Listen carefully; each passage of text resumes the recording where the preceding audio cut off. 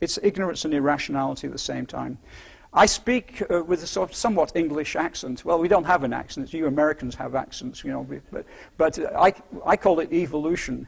And in fact, they think I was saying evolution about creationism. Well, I'll take that. I wasn't trying to be humorous at the same time. But basically, I love this guy because he seems to have more genes in common with me than these guys. My favorite is, how large is God?